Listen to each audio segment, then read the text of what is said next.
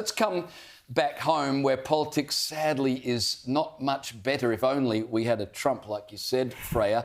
But, you know, the housing crisis, we all know why we have a housing crisis, right? Massive immigration. We talked last night about incredible inefficiency when it comes to the bureaucracy.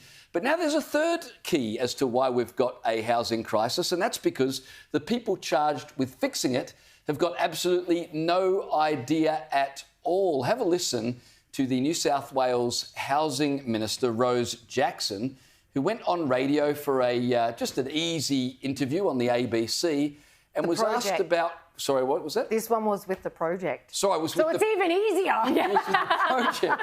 No, it was with the ABC. What? Yeah, I thought it was... OK. It was, but my bad. Either way, it would have been a cushy interview. And she was asked, you know, what's it cost people these days to get a two-bedroom unit in Sydney? Have a listen. What do you reckon is a reasonable price to pay in rent for a two-bedroom flat in Sydney? Yeah, well, I mean, it kind of depends where in Sydney. I mean, Sydney's a big city. You know, I mean, a couple of $100, right? Like, where can you get a two-bedroom flat for a couple of $100? Well, a week, I don't know. There are places in Sydney you can. I mean, you know, like there's a two-bedroom flat and there's a two-bedroom flat. Like, not all flats are the same. You know, this is the thing about the housing market. She sounds kind of like she's just having a coffee with a mate. They're just kind of, you know, spitballing, and she's forgotten she's on radio as the housing minister. A couple of $100 for a two-bedroom flat in Sydney. The median price to rent a two-bedroom apartment in Sydney is not a couple of $100, it's $720. In the last 4 months, of 25,000 two-bedroom apartments in Sydney that were rented out, 23 went for $200 or less. 23 out of 25,000. I suggest that maybe they should get the housing minister to look for hen's teeth, because she'd be able to find them. Anyway, she went on social media to explain it was all a big mistake. She wasn't actually saying that you can get apartments for a couple of $100. She was saying, you know, she wished you could get apartments for a couple of $100. Yeah. Did I say that rent in Sydney is $200 a week? No, I didn't. I did a live radio interview in which I was asked, what's the reasonable rent someone should pay in Sydney? Not what are people in Sydney actually paying, what's actually average rent. What would be a reasonable amount to pay in rent? And in the course of a, admittedly, somewhat garbled answer, talking about different types of apartments and where they're located in Sydney and all of that, I said a couple of $100 a week. I know that that's not what people are actually paying in rent in Sydney, but that wasn't the question. Freya, I am not convinced. Do you? I am so unconvinced. It's not funny. But to be honest, more than unconvinced, I'm actually offended because of the tone that she uses. It's like, mate, you're not making a TikTok. You're on national radio talking about an issue that is actually really serious. I'm a young person and I talk to my friends a lot. We're kind of at that moving out stage. The average age people are staying at home with their parents is now something like 25 years old. And that has all sorts of flow-on effects in people's lives. It means they are not partnering up and getting married. They are not having kids early because they simply cannot afford to house themselves, let alone buy a property. And if they do want to buy, they have to move back home because rent is so expensive.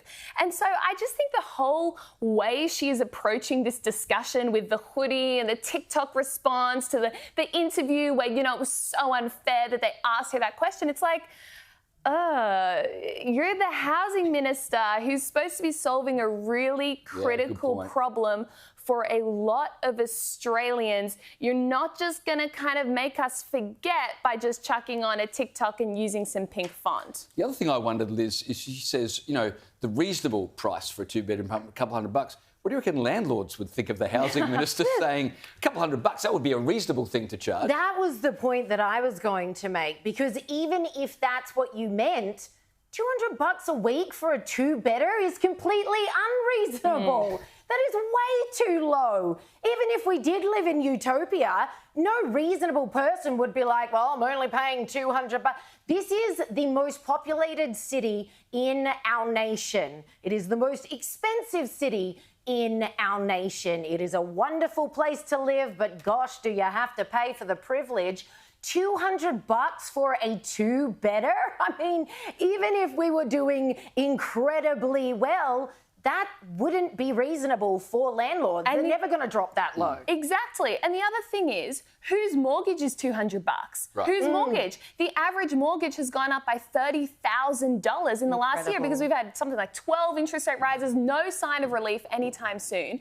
And so you cannot expect landlords to bear the brunt of this cost of living and inflation crisis. They have to pass it on. The majority of landlords are mum and dad investors with one investment property. They themselves are struggling with unaffordable housing. And so to say, no, they should just only be charging $200 a week, that's ridiculous. Utter nonsense. And this couldn't come at a worse time for the Housing Minister or the Men's government, by the way. Because remember, just yesterday we were talking about the fact that despite being in power for 18 months now and for saying till they were blue in the face, housing crisis is our #1 priority, it took them 18 months to ask the relevant department for a flow chart of approvals. How do you get a building? How do you get a house up off the ground? And this government, the New South Wales government, realised, we're the problem. Check out this flow chart that took them 3 months to put together. So firstly, you're the government and you didn't know your own process. The process in your own state to build a home. You've just realised it's a disaster. We've got to reform it.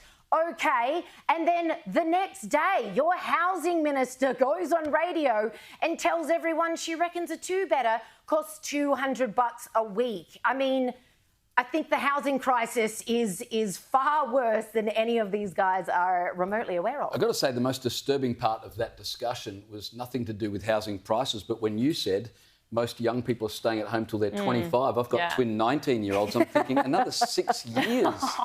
Dear Lord, that's just depressed me now.